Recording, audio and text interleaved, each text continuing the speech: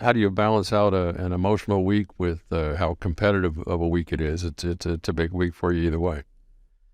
Well, I think it's good. We gave the guys off yesterday. Um, we'll be back on the floor today and tomorrow, off again on Thursday. So the bye week this week gives you a chance to kind of catch your breath, get back to some fundamental things on the floor, allow the guys to kind of recover mentally and physically a little bit as we get into the last weekend of the season, and then after that, the postseason. I don't know if it matters at this point, but is there any hope? A lot of teams are still playing this week that maybe you'll be a little bit fresher, especially when you head to Fort Worth in a week and a half or so.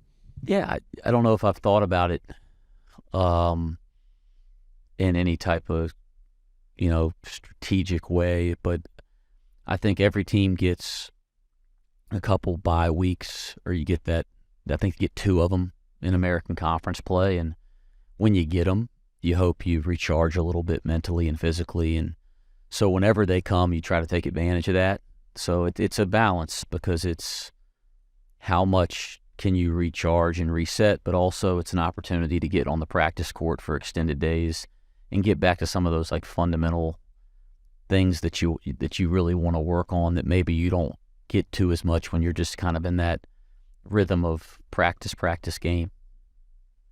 At the turnovers against Memphis, when you poured through the film, was there anything definable that you can kind of definitely work on and attack this week? Not that you'll dive into it in depth, but is there something that you can, as a staff, you guys as a whole, defined and can take this week and try to make sure that that 20-plus turnover type of performance doesn't happen the rest of the way here? Yeah,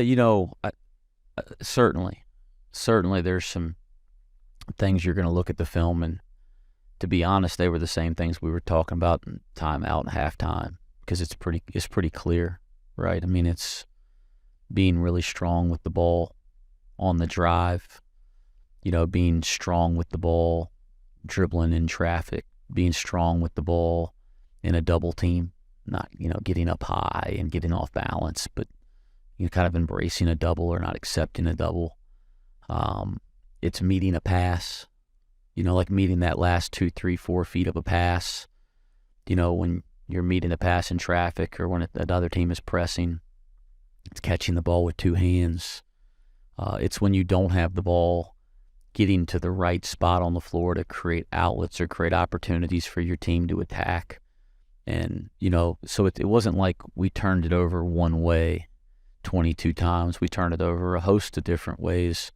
But it's those very basic fundamental details of how you attack pressure, how you strong with the ball, how you do your job when you don't have the ball, that we talk about and work on all the time. But yet this week gives you a chance to get back to some of those type of things for sure, and we'll certainly address them on the tape. It's interesting that this hasn't been a team that you look down and go, we have a turnover problem or we have a problem taking care of the ball. In fact, most of the time it's the opposite. We do a nice job of taking care of the basketball over the course of the season. So I don't think that it's as much us. I think you got to look down and give Memphis credit first and foremost. I mean, they did a phenomenal job of creating chaos and making it hectic and taking us out of a rhythm, and then we have to do a much better job of, in those moments, taking care of the ball. But big picture, that this team values the ball for the most part throughout this season. COVID year has made senior day a little less cut and dry, I guess, than it used to be. Do you know for sure who's participating in the senior day activities, and how do you approach that?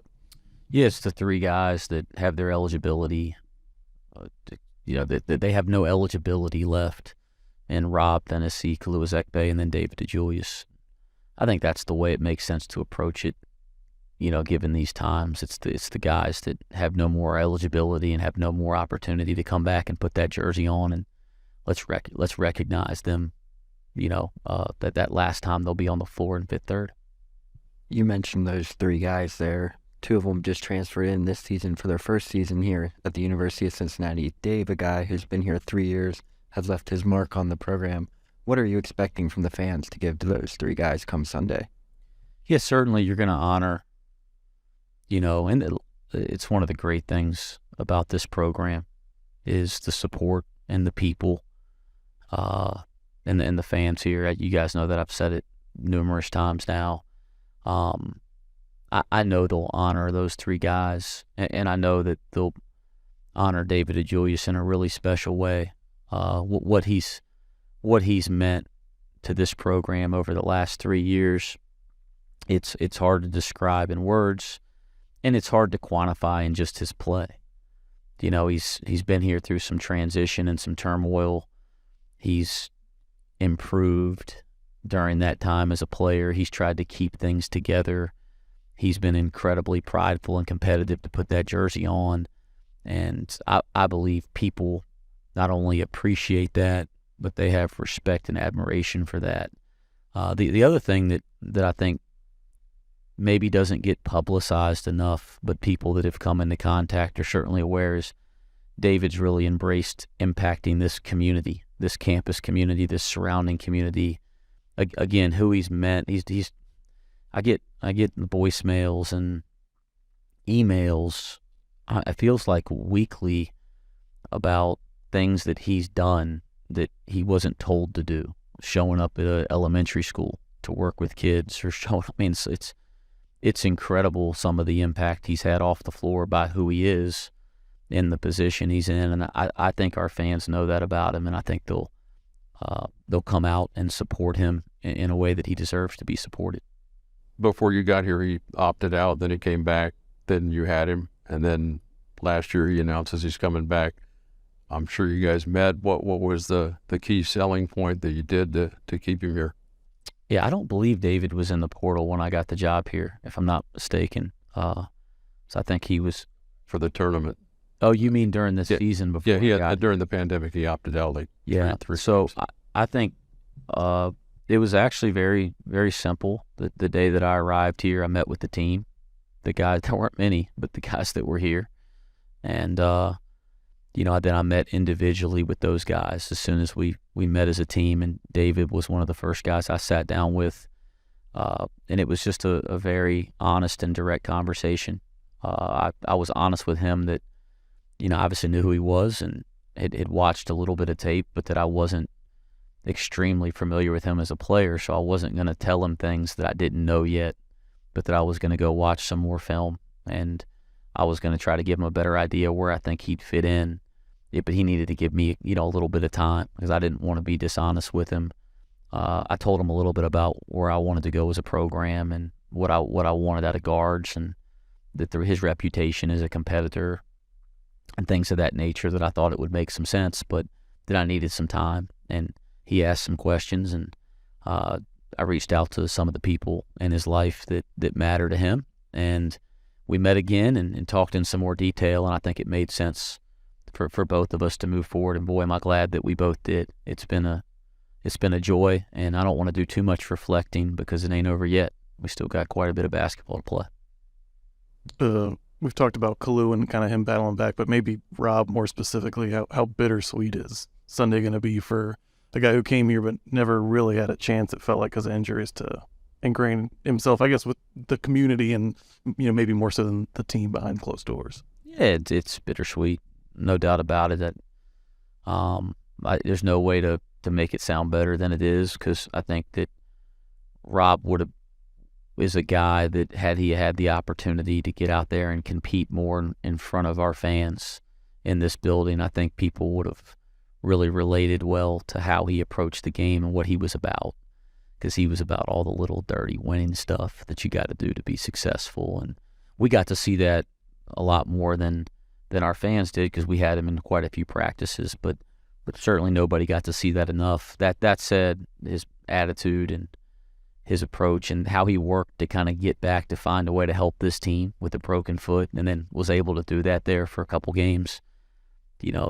As a coach, that's something I just have great respect and admiration for. So I hope he gets a nice ovation, but certainly understand that people didn't get to see everything that we got to see, and we didn't get to see as much as we'd like to see as coaches either. John Newman, obviously been on the men for majority, like the entirety of the season. Is he a player that you guys as a staff are going to try to have keep around and would like to see him be a part of the program going in the Big 12? I think so, yeah. I think that's where his head's at. He's not able to. He got he got cleared to do some activity, nothing live or full speed, and just is not ready to push it to the level to play full speed college basketball, but seems to be on good pace of recovery. And there's some work to be done from an NCAA standpoint to get that extra year. We'll seek to do that. He wants to do that. I think it's the only right that the NCAA clears him. But there's a process that you have to go through, and we'll go through that process. But I think big picture, all parties are thinking along those lines. It's a little more broad, but next year you could have a couple 4-5 year guys in the same situation. Senior day used to be a 4-year guy, and then people had lived and died with everything that they did, see the kids progress and everything, and it was a big deal. Are just college basketball in general, or are we getting to the point where we're not going to see a whole bunch of the 4-year guys just based on the portal and the way the game has changed? Well, we're certainly not going to see it to the same extent we did years ago, right, during my playing days, and even more so before that. It's not going to be as common based on all the changes that have happened in our game, but you're still going to have it. And I think it maybe becomes even more special when you do, or when you have somebody like David DeJulius that is invested over multiple years, especially through transition and turmoil and things of that nature. So I think it's going to be more rare, but I think it's pretty special when you do have those rare occasions. Have you had conversations with 4- and 5-year guys who still have that bonus year eligibility about coming back, and that's why they're not participating? Or are you just kind of like, we're just going to stick with the players who definitely can't come back next season in terms of senior day stuff? I think the approach with guys that have eligibility is we'll talk after the year. We're just going to get through the year. It's this up and down, emotional, and all that kind of stuff. And that was the approach last year. It'll be the approach this year. We'll sit down. Of course, those guys know I want them back. I think people that follow our program and support our program want them back. I think deep down they want to be back. But to get into that right now just takes away from what's most important, which is trying to win on Sunday, and trying to get better in practice today. And that's the nature of this profession, or this college basketball. It's changed in a lot of ways. We got to try to eliminate distractions and stay focused and that type of thing. And to me, the best way to do that is to stay focused. We can recognize in our heart that those are the things that we want, but let's sit down and have those conversations after the season's over, and then we'll figure it out individually from there. But if anybody's wondering, I want them back. Yeah, absolutely. And I know our fan base does too. And I believe those kids want to be here. They love Cincinnati. You can tell by the way they approach it that they have pride in wanting to play here and be here.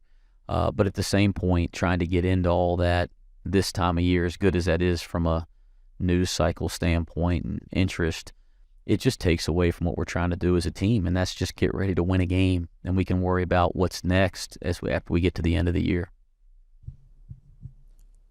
Point guards make pretty good coaches. Is that something you could see Dave? I mean, Dave's probably going to try and play some, but is he a future coach? I don't know if I want, that type of pain for David. I'm just being funny.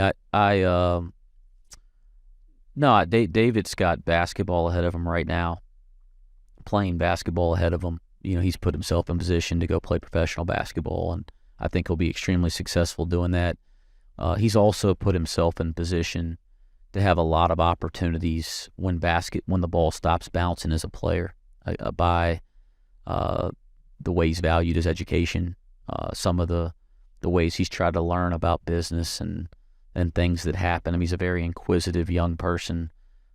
He is going to be able to do whatever he wants to do. If coaching is something that he's interested in at that point, he'll be terrific at it. But I'd say that about almost anything, because that's what I think of him as a young man.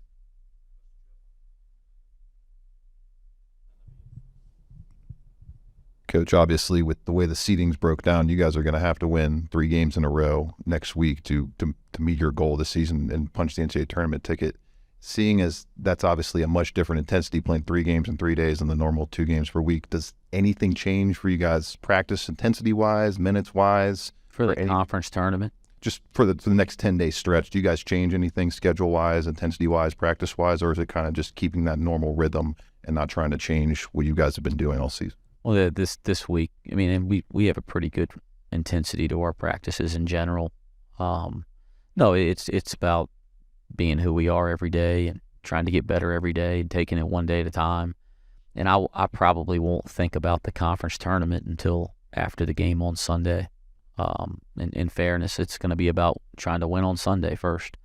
And then after that, we can think about how we'll prepare for the conference tournament and that type of thing. And, fortunately, I don't know, I can't keep track anymore how many years I've been a head coach, but every year I've been a head coach, I played in a conference tournament.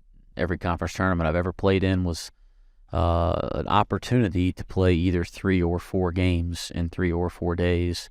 So this isn't something that is unfamiliar and how to prepare a team, going into a conference tournament week. But that's something I don't even want to think about and take my head there now, and something we'll talk about next week.